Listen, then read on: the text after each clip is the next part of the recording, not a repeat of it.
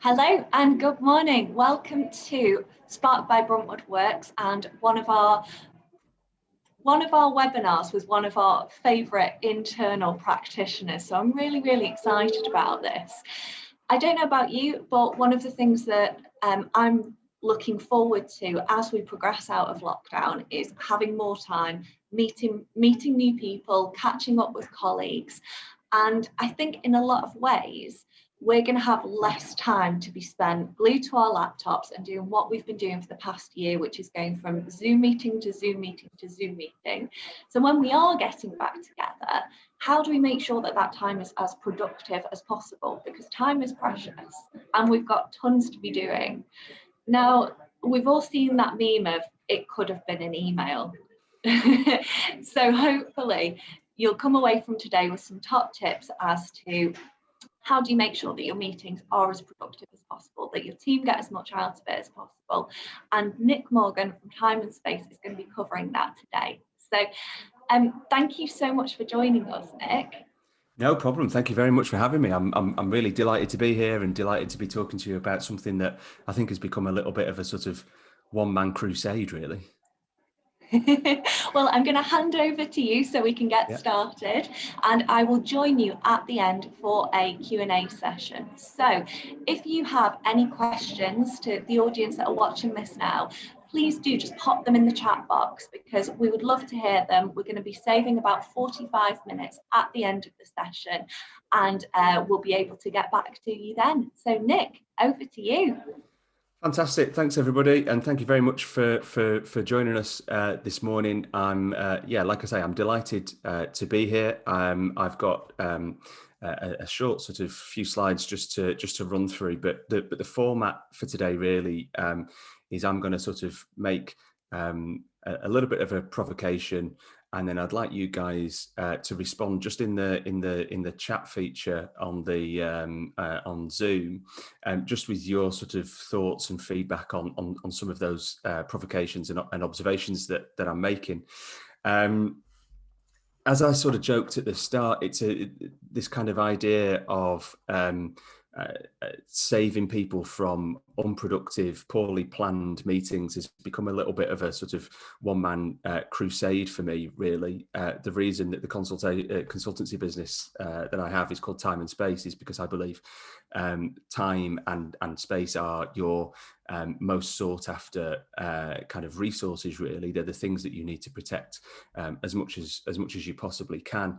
And I think that from my own experiences and speaking to the clients and the community that I'm part of, the drain on time taken up by poorly planned, unproductive meetings is one of the big challenges that most people seem to be facing. So I'm going to talk to you a little bit about that today. But what we're going to do is focus on some sort of simple tips that can help you to plan and host and lead more productive meetings, and then some alternatives to standard meetings as well. So I'm just going to share my screen here, and then you should then be able to see the short presentation that I'm going to run through this morning. Okay, yeah. So the consultancy that I have is called Time and Space. The focus is on around helping teams to do more of the work that I describe as the work that really matters. Oh, bear with me. Yeah. Okay. So the topic today is stop having shit meetings, and that came up out of a conversation, and it was almost a bit of a working title, really, but it seemed to really resonate with people, so we kind of ran with it, and it kind of came out of some research that I'd been doing and some reading that I'd been doing that stated that on average we lose up to 5 hours a week in poorly planned, unproductive meetings. That's estimated to come at a cost of £30 billion a year to sort of GDP, essentially. And what really strikes me is sort of anecdotally speaking to like I say, clients and friends and contacts that I've got, is that the barriers to hosting those unproductive meetings are now lower than they've ever been previously. It's easier to jump on a Zoom than it is to jump on a train or a plane and physically go and meet in person. So the barriers to those unproductive meetings have never been lower, and yet the cost and the toll have never been higher. There was a lot of research early on in the pandemic around the sort of physical impact of Zoom meetings and how they spend your energy differently to how a physical meeting would. And just the ease at which we can all sort of jump on a Zoom just means that cost and the toll of those poorly planned, unproductive meetings has never been higher. I want to just give you just a very quick introduction to time and space. This is really just so that you kind of understand that there's I come with a little bit of credibility around talking about this topic. We tend to work with organizations. The way we describe it is that they understand that there is a better way of working, but they perhaps need a little bit of guidance around what those better ways of working are. So they might be facing some reasonably complex challenges, and they want to solve those complex problems efficiently and effectively, so that they can focus on doing more of the work that's really valuable to them. And we are essentially tired of seeing great ideas fail or never get executed upon. People or teams with great ambition, but with no pathway to deliver upon that ambition, and endless meetings without meaning. And we offer an alternative to those ways of working. We believe that old ways of working grind down really passionate people and really passionate teams who have fantastic energy and ideas, but they are just worn down by traditional sort of structures and ways of working. And we think there's a new world of energized teams who are aligned to do more of the work that really matters to them, whether that's distributed, working remotely, or in person. We've had to move quite quickly last year to work remotely, but we have a long-standing sort of history of working with distributed teams across Europe. So it wasn't as new to us as it has been maybe for many other organisations. But what it does mean is that we'd already got some experience around the difference between a remote meeting and a physical meeting, and remote workshops and physical workshops. So that's kind of our, I guess, credibility and background in that area. We do a lot of workshops, we do a lot of sprints. We always ask for feedback just as part of our sort of continuous development. And I'm really delighted to say that the people that have been through the work that we've done with them, they've all scored us really, really highly. So yeah, that's enough of that for now. Let's get on with the topic. So the main sort of challenge from speaking to clients and friends and like I say, my own experience, is that there was a real challenge around too many meetings and not enough work, and essentially the challenge of all of your sort of working day being taken up with back-to-back Zoom meetings, and having to fit the actual work, as people described it, either at the start of the day or the end of the day, or over the weekend, or whatever it might be, and it just that's a real challenge. And I think that's been a long-standing challenge, but it seems to have been exacerbated by working remotely. And I think that's a combination of the ease of jumping on a Zoom, for example, but also the sort of anxiety around lack of communication and almost the sort of vacuum of communication needing to be filled by a meeting. And I think that has been really the sort of I guess the kind of the initial idea behind today's webinar really was just kind of feeling the pain of too many meetings and not enough work. But as I explained at the start, what I want this session to be is a little bit of a sort of provocation, and then I'd like you guys to just kind of get involved and on the chat. So I have a question for the audience, really, which is, how frequently do you feel that meetings get in the way of the actual work? How frequently do you find yourself needing to fit the work that you have to do around the number of meetings that you have, and you open your calendar and you just see back-to-back Zoom meetings or Teams meetings or whatever the sort of format might be, and your sort of heart sinks and your stomach sinks, because you just think, crikey, you know, there is actually a job to do as well as all of these meetings. So just engage in the chat, chat between yourselves about, just, does that resonate? Do you feel the pain of having to fit work around meetings? The next sort of point that I wanted to make is that I think this idea of remote meeting burnout is real. I don't think it's something that has been sort of exacerbated or exaggerated at all. I think it's a very real challenge. And as I said at the start, there was some research conducted and quite widely publicised back at the sort of first half of the pandemic, I guess it is now, really, around the different energy levels that are required for a remote meeting, and, you know, reading people's body language, and even just the volume at which you have to speak or how hard you have to listen, the kind of the strange sensation of seeing yourself mirrored back at you in a remote meeting is really tiring and really challenging.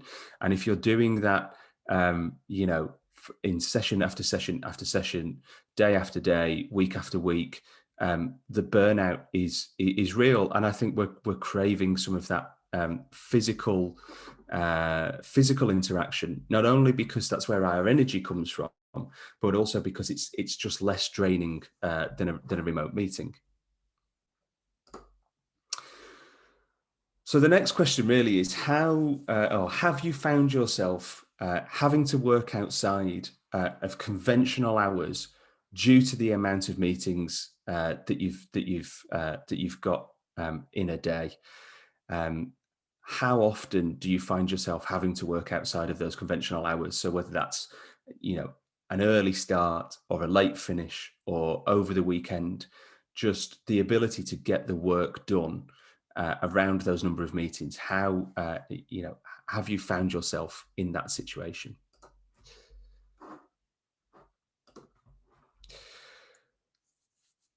The most important point, I think, for me, really, is that the costs of these poorly planned, unproductive, back-to-back meetings are huge. But in my experience, there's very, very, very few organisations who measure the costs of those meetings. And for me, the costs tend to fall into two broad categories. First of all is the sort of what I describe as the billable hours. So if you work in a service industry where the business model is based upon your ability to bill a client for your time, so professional services essentially, that's quite easy to measure. But even if you don't, just the cost, the financial cost of the people that are sitting around the table in the meeting is very rarely calculated in my experience. And that's before you even get into kind of you know, meeting space hire costs or travel costs or whatever it might be.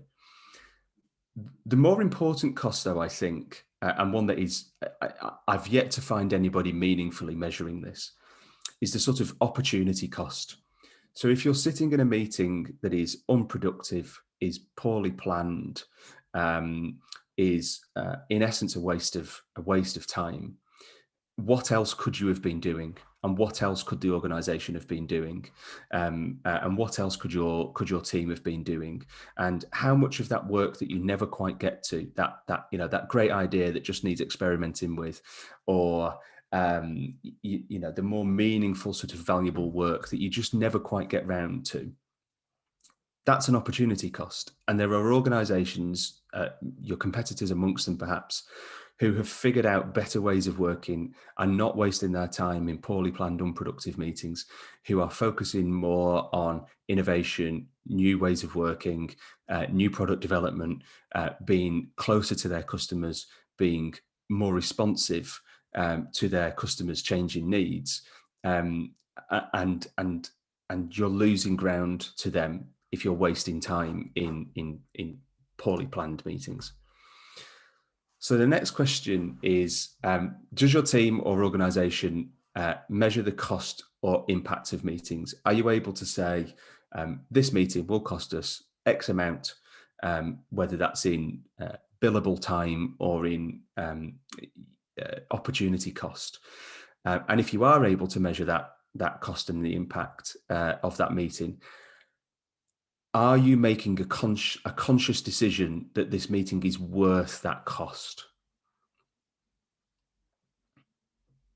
And I can see that the guys are sharing a poll with you, so it'll be interesting to see the results of those of that poll. I think there's also a question around has that ability or inability to measure the cost of meetings got better or worse whilst you've been working remotely?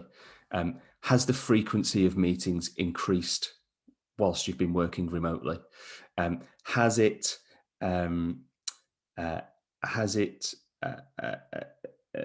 whilst the travel cost and the sort of physical costs, interesting to see the vast majority of people are not measuring the costs of meetings.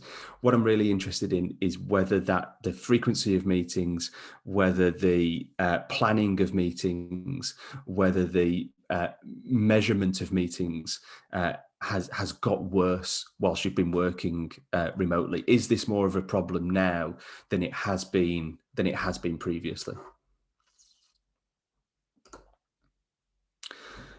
And really, I kind of wanted, I guess, just to sort of, kind of expose the pain a little bit, really, before kind of moving into some what I think are pretty simple tips, and then hopefully some kind of meaningful, helpful alternatives.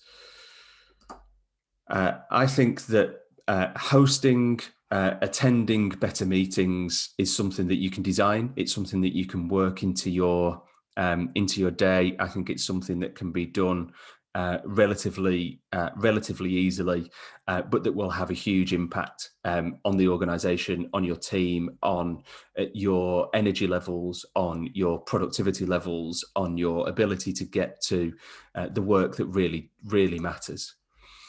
The first tip that I've got is just a really simple meeting design, kind of 3 points, really. So if you're hosting a meeting, if you're attending a meeting, always share or understand what the purpose of the meeting is, what the agenda for the meeting is, and what the outcome for that meeting is. So the purpose is, why are we meeting? The agenda is, what are we going to discuss around that purpose? And the outcome is, how will we know whether we've met that purpose? What do we want to have achieved by the end of this session? And what's interesting there is that that's a really simple, really simple meeting design tactic. But how often have you attended meetings or even hosted meetings where just that level of consideration hasn't been applied? And how little time actually does it take to just to consider, why are we meeting? What are we going to discuss? What do we want to have achieved by the end of that discussion? So that's kind of tip number one. And I know there are organisations that say, if you're invited to a meeting and as part of the invitation, the purpose, agenda and outcome aren't shared, you don't have to attend that meeting. You can, you are well within your rights as part of our sort of operating procedures, as part of our culture, that if those things aren't shared by the meeting host, you're under no obligation to attend. The second point is this kind of idea of resisting our automation overlords. And what I mean by that is, just because your shared calendar, online calendar of choice, whether it's Google Calendar or something else, just because that defaults an event to an hour doesn't mean that your meeting has to be an hour long. And if you've given some consideration to your purpose, your agenda and your outcome, you can probably determine that it will take less than an hour actually to achieve those things. There's a number of different sort of kind of subtexts to this as well, though. I think if you do resist the automation overlords and you set your meeting to last 45 minutes, for example, that signals to the attendees that you're inviting that you've just given some thought to it, that you're being mindful of them maybe just needing 10 or 15 minutes after the session before their next session. It just signals that you've given this some thought. There's also kind of attention span levels and energy levels that you're protecting. And when we've talked previously about the sort of energy drain of a remote meeting, that you're being empathetic and mindful of other people's energy levels. There's also, I know organizations such as Nike have in their meeting rooms 30-minute and 45-minute egg timers. And they're physical things that you turn over in the middle of the desk. And the idea there is that if you haven't achieved what you need to have achieved in this session in either 30 minutes or 45 minutes, you're not going to. And so you draw that meeting to a close, you discuss why you haven't been able to achieve what it was that you set out to achieve, what needs to happen next, and then you move on. Because just the simple act of recognizing that and having that in place as a sort of working practice avoids endless circular discussions without a sort of outcome. And those meetings that we've been in where the discussion is just going round and round, and we've talked about these things before and we're not achieving a resolution, and the reason we're here to meet is essentially just to go over old ground, or we don't have the data to hand to be able to make a decision, or we don't have the right people in the room in order to be able to make a decision. Just that consideration is really important. And the sort of last, I guess, top tip really from me at this stage, before moving into some alternatives to poor meetings, is this principle of never attend a meeting without a prototype. Now, that prototype could be anything. It could be a client presentation. It could be a new campaign landing page. It could be, whatever that is. But the principle basically is that you've got something physically or digitally to discuss. There is actually something that you are reviewing, that you are feeding back on, that you need to move from prototype into final production, whatever that might be. But the principle of never attending a meeting without a prototype is almost just sort of default to a purpose, agenda, and outcome. If you have something to discuss, the reason that you're in that room is because your input is required on this, whatever it might be. It also, if you get into the habit of this idea of never attending or hosting a meeting without a prototype, what it also means is that you consider the people that are in the room. You consider whose perspectives might be required. You consider whose expertise is needed to move from prototype to next stage, essentially. So that's for me, that's a really fantastic principle. But I also wanted to share with everybody alternatives to meetings. And I know that the sort of the term workshop can be misunderstood. It's something that's become a little bit kind of hijacked, perhaps slightly, and is something that can be misinterpreted and misconstrued. And for me, what a workshop isn't is, it's not what creative types call a meeting. It's not a brainstorm. It's not an opportunity just to get Post-its and Sharpies out and kind of free form ideas.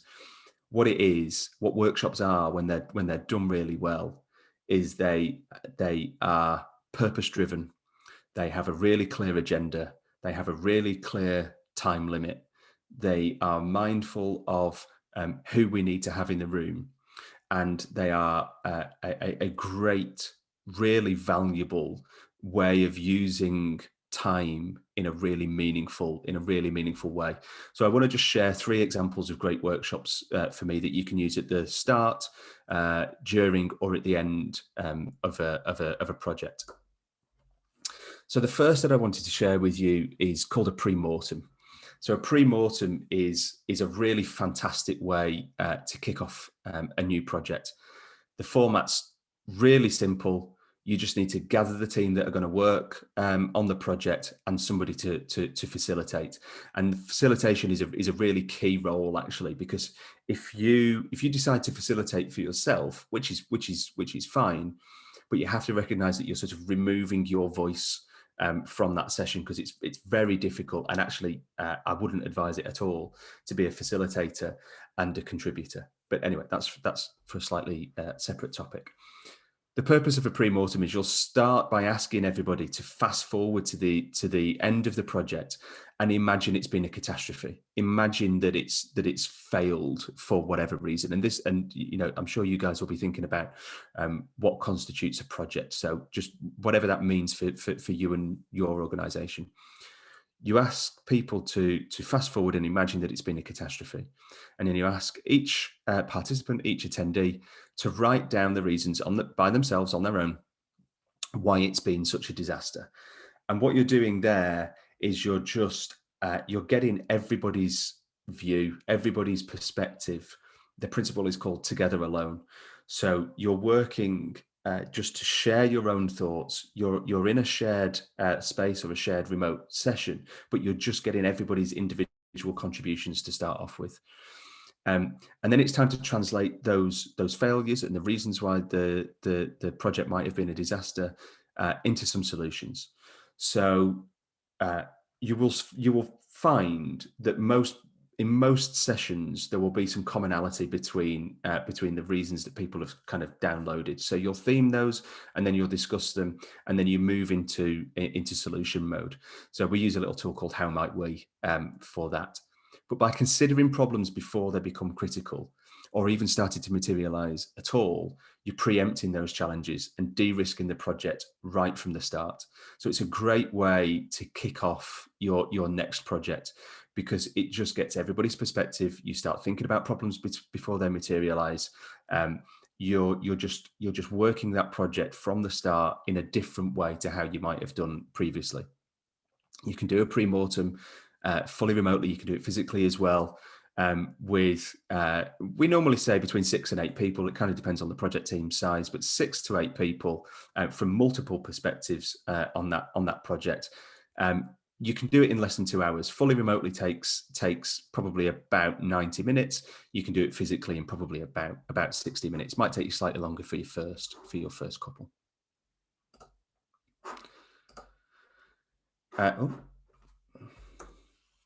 The next workshop format that I wanted to share with you is called a lightning decision jam. Now, I didn't come up with the title, and apologies for it being slightly sort of Silicon Valley. But the purpose of a lightning decision jam is if you're mid-project and you've reached a point where some decisions need to be made, or you need to prioritize what the next things are that we're going to work on. But as a group, as a team, you can't really agree on what those things are. And ordinarily what you would do is, you'd have a meeting and you'd go round in a discussion, and some people would speak really loudly about what they think consider to be the most important things, and some people who are a bit more introverted wouldn't share their opinion, and essentially loudest voice would win, and you'd work on those next things, or you'd go along with those decisions. And what a lightning decision jam does is two things really. One is it sort of balances the volume of everybody's voice, but it also helps to get the group's perspective on what the most important things are to be working on next. So you start by asking participants to list what they think is working really well on the project so far. And then you'll ask them to list what's working not quite so well. And then you'll discuss those things, and you'll again recognize that there's some themes.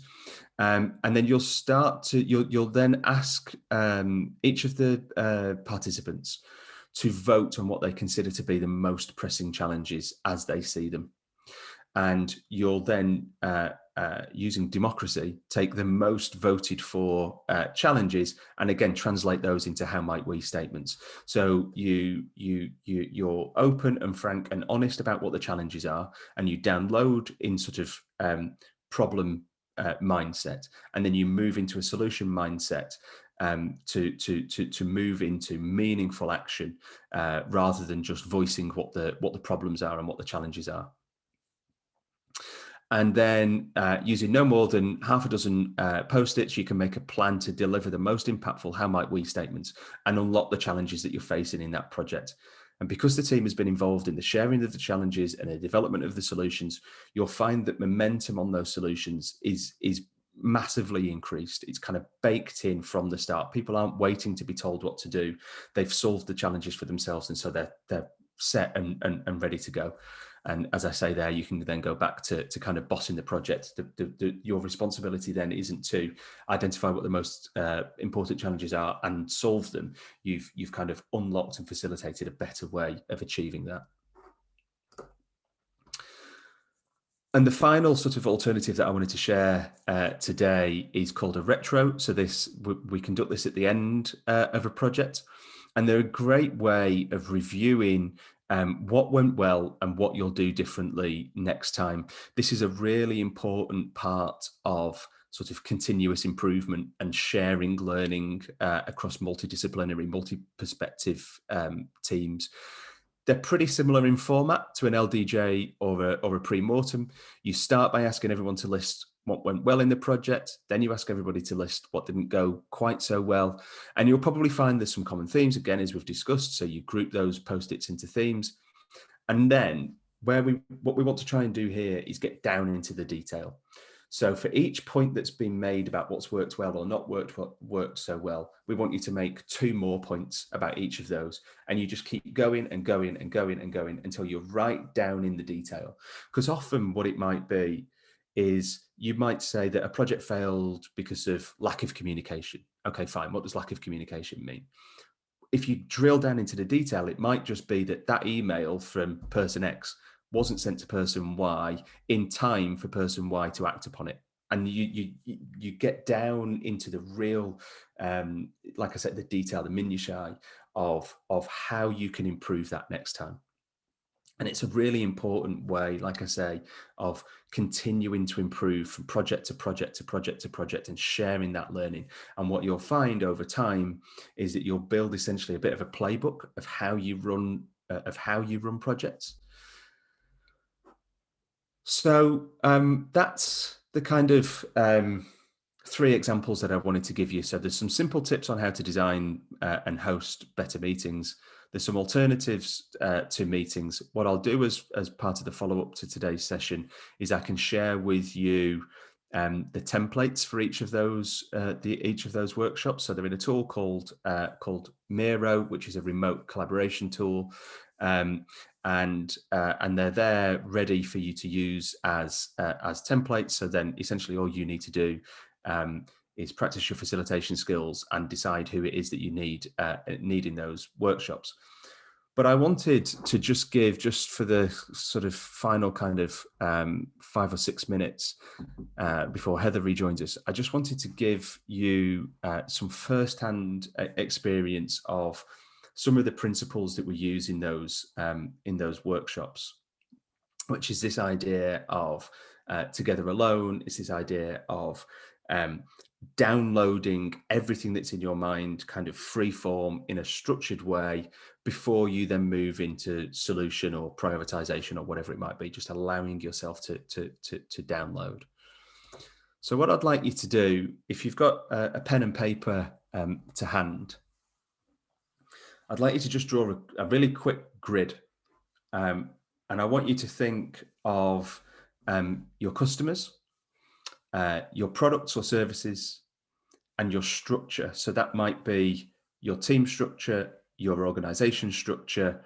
And what I want you to do is just list those on the left-hand side of your page, draw a line under each one, and then draw a quick vertical line as well. And what I want you to do for, I'll give you two or three minutes.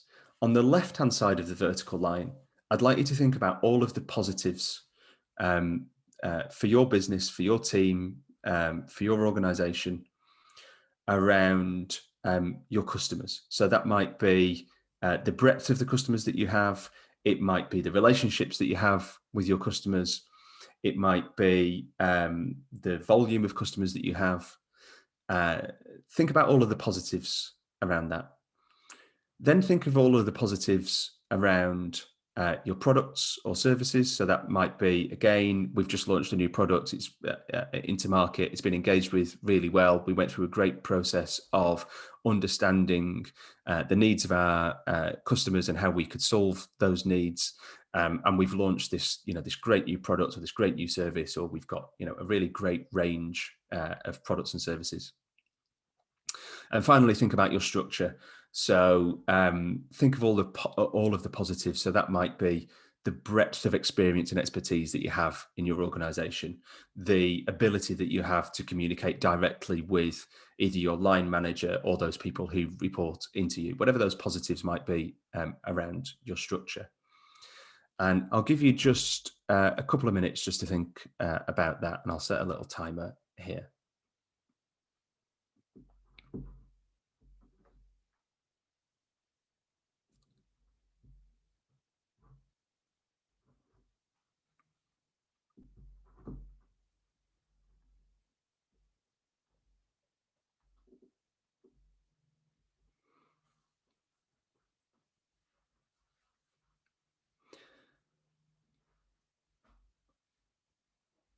And ordinarily what we do in a workshop setting is we'd be playing a little bit of kind of background music now just to make it feel slightly less awkward with this silence. But because this webinar's been recorded and shared, I didn't want to get into licensing trouble.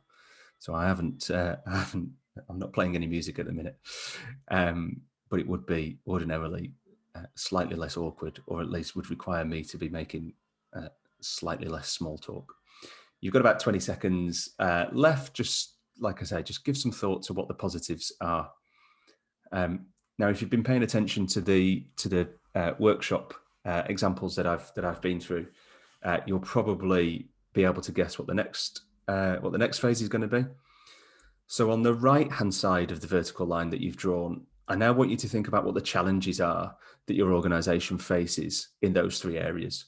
So whether that's with your customers, so it might be you don't have enough customers, or it might be that you don't have a wide enough range of customers, or it might be that you don't know enough about your customers or who your customers should be, that you have no structure or format in place for gathering customer insight or really understanding the pains and needs and requirements of your customers.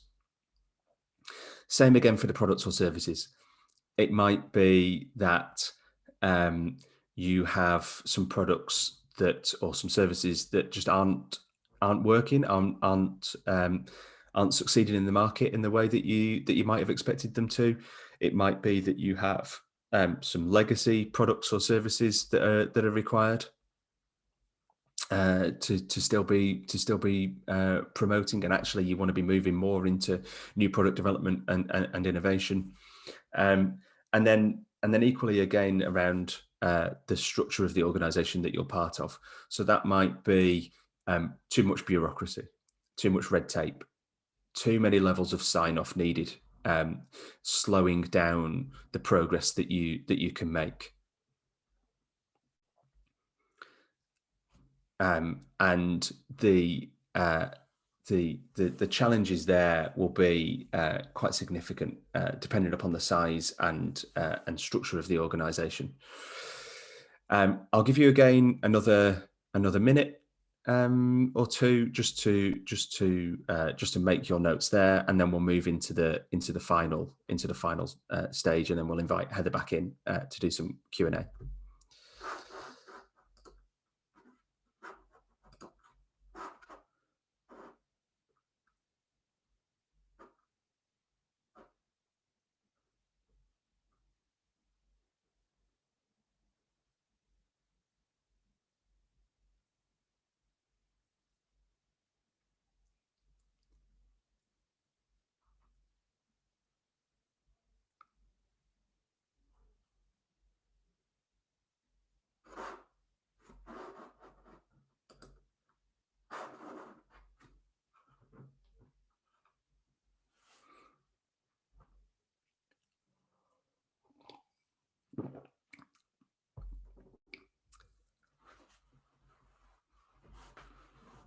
Last 5 or 6 seconds for you to make your notes there. And then what I'd like you to do now is just take a few seconds just to think about what the most important notes are that you've made there. And I want you to imagine that you've got 3 sticky dots. So I want you to asterisk or draw a little star next to the 3 most important points that you've made in that grid that you've drawn there. So that might be the opportunity, or it might be the challenge, but you've only got 3 across both sides of that vertical line. So I want you to just think about what the priorities are, what the most important opportunity is that you're perhaps not leveraging, what the most important positive element of your customers, your products, or your structure that you're not making the most of, or what the most important challenges are that aren't being tackled, aren't being solved. Now, we don't have time today to move into how to solve those challenges, but hopefully just the 5 or 6 minutes that we've spent there has given you some clarity around what the things are that you should be focusing your time on, rather than perhaps attending more poorly planned, unproductive meetings.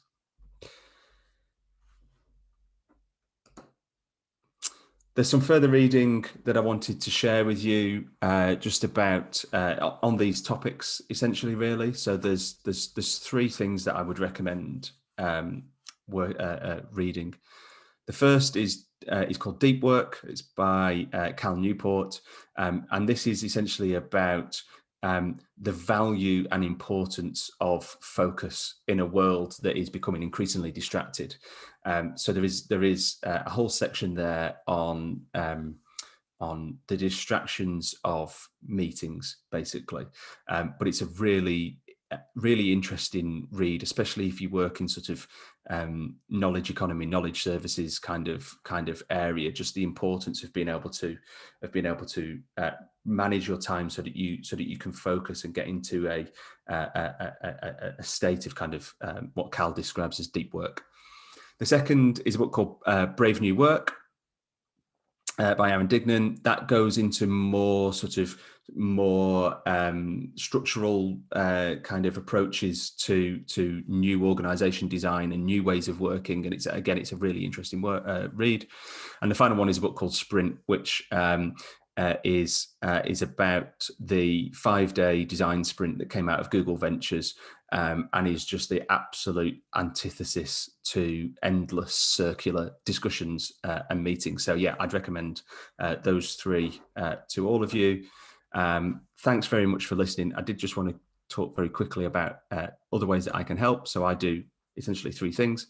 A strategy sprint, which is great for defining the complex challenges that you might face, and then bridging the gap between identifying the challenge, solving the challenge, and then what you're actually going to do to deliver against that solution.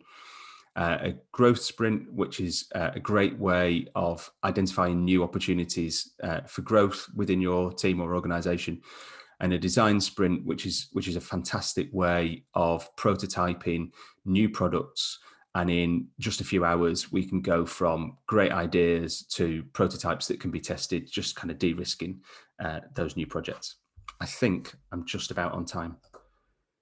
Thank you very much for listening, everybody.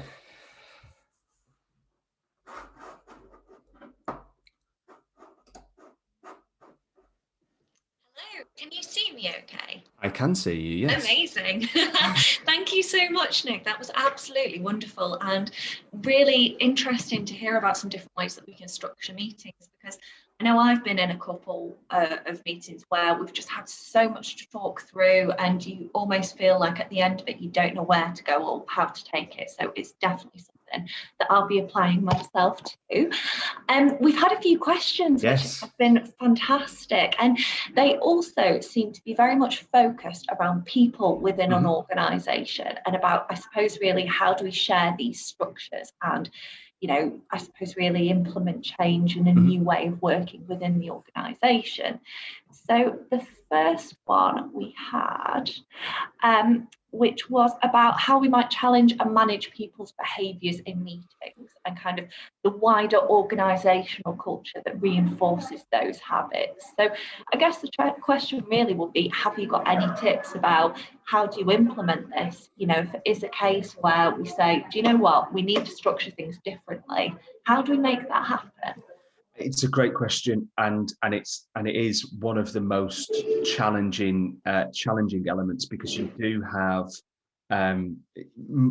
almost every organisation will have people within it who are the sort of kind of time vampires, or you know, attention seekers who kind of take over a meeting.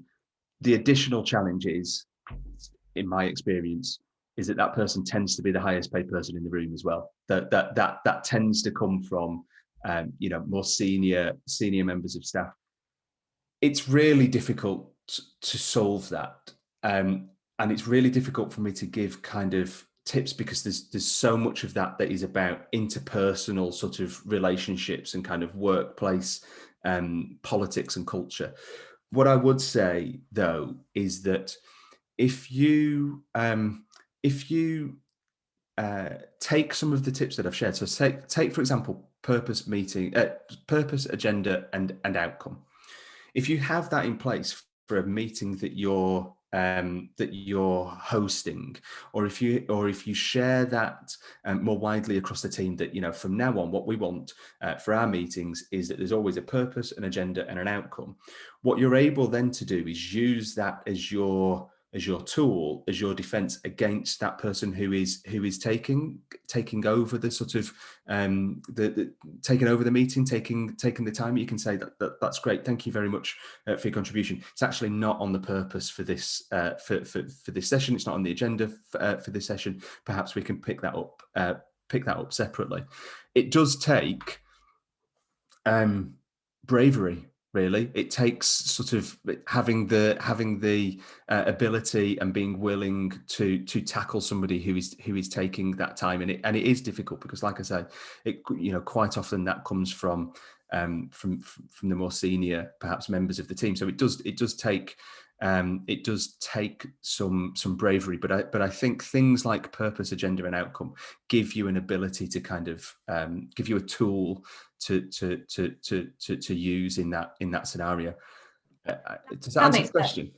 Yeah, I guess you actually answered two of the questions that we had in there, which was fantastic. One of which was, how do you implement something? The other is those people who always derail it with 20 minutes right at the start of any workshop or webinar, or a workshop or meeting or things like that. And I know a few of those myself. And I think you're absolutely right in terms of, if you've got that structure in place for your own meeting, not only will it hopefully stop that, but when you're introducing the meeting, if you kind of cover the fact that you've got so much to cover within this, so that we're going to have to stick to the point, it kind of sets people up in terms of that tone of productivity, doesn't it? Absolutely. There's so much that is around, we've got a lot to cover. I'm really respectful of everybody's time. I'm grateful that everybody's joined us. So we really want to stay on topic here. There's another tool that you can use, another little tip. So when we're doing workshops, we always have what we call a car park. And the idea of a car park is that it's where you place the notes.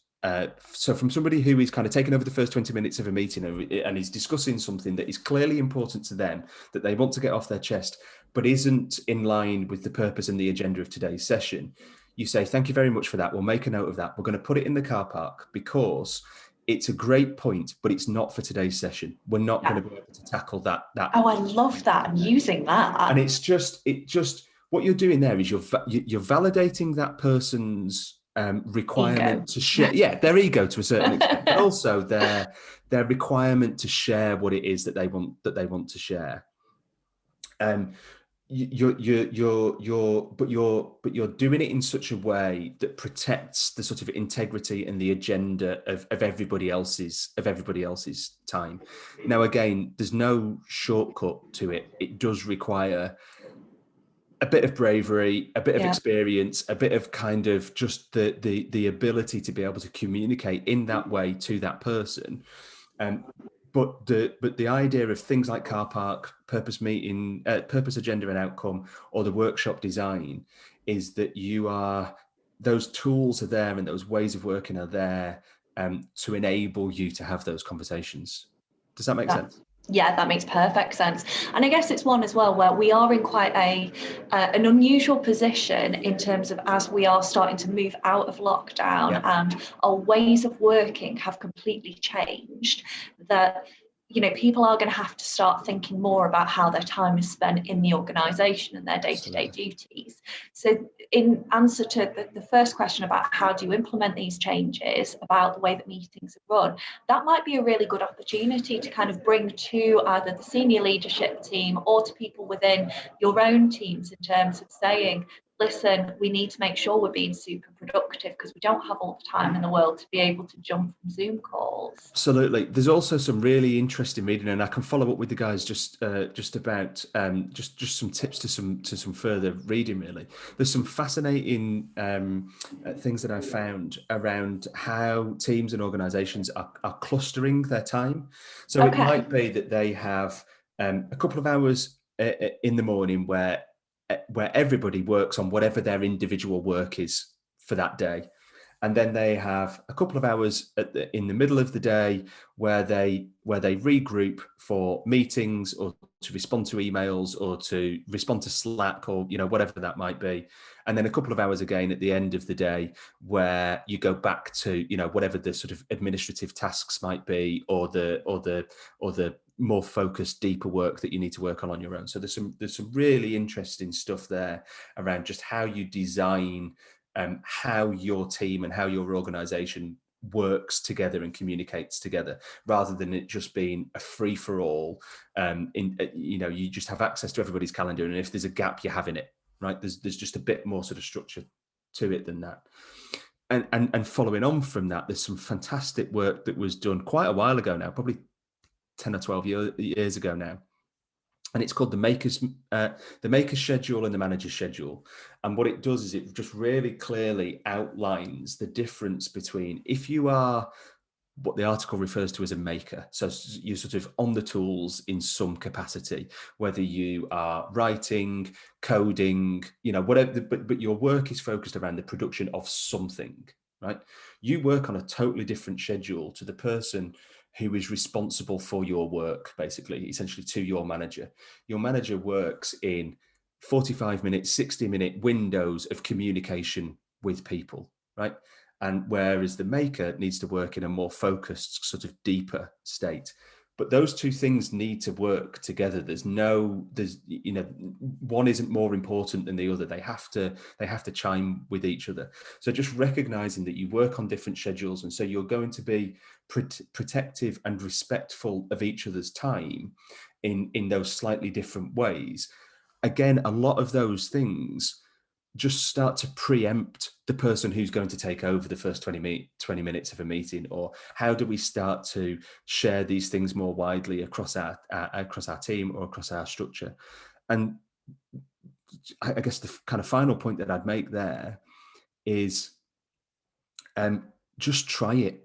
Just give it in the next meeting that you're going to host. Either try make it 45 minutes rather than 60 minutes, or share the purpose, agenda, and outcome, or hold a pre-mortem, right? Because as you start to do those things, what I've found in my experience is that these things become a bit addictive to you personally and to your team, because you sort of see that there's a better way. They also become contagious. So other teams will recognize that you're working slightly differently, that people come out of your meetings with a bit more of a smile on their face and a bit more of a spring in their step, or they talk about that workshop that they had or whatever it might be, and it becomes contagious within an organization. And all of those things just help to preempt, like I say, the challenges of somebody who just needs to vent for 20 minutes at the start of a meeting, or is just going to take over whatever it might be. That is the hardest part. There's no two ways about it. It is the hardest part, but it can be solved, and hopefully some of the things that I've shared today will help you to solve those. Amazing. Thank you so much, Nick. It's been such a fantastic hour, and it's absolutely flown by. So thank you. There's a few things that I'll be thinking about with my own meetings and the way that I'm interacting with my colleagues. I know we work extensively with you anyway, so we've had tons of that. And I must admit, our meetings have become a lot better since we started working with you as well, which is lovely. But it's about me making sure that I'm doing that consistently as well. So thank you. And I really hope that everybody else took as much from it as I did. If you are interested in more content, which is about how do you make your organisation work more effectively, how do you improve as a worker and as a leader, please do check out the Bruntwood Works Spark programme, because we've got tons of content covering literally all sorts, everything through as I mentioned, personal development, right through to the nitty-gritty bits of employment law and technical details around how do you make sure that your operational delivery is as optimum as possible. Now, one of the things that we are focusing on for next month, which I think will be so incredibly pertinent, is about us being re-released back into the wild. So if you feel like your social skills might need a bit of a brush up, if you're worried about public speaking, if you feel like your goals might have stagnated, or you want to re-evaluate your personal development plan, or even are just a bit worried about that change in routine from working at home every day to maybe going in the office a few days, we've got you covered. So if you go to bruntwood.co.uk/spark, we have tons for you to have a look at. Now, I hope you have a wonderful, productive and happy day, and I hope we get to see you again soon. Thank you so much. Cheers, Heather.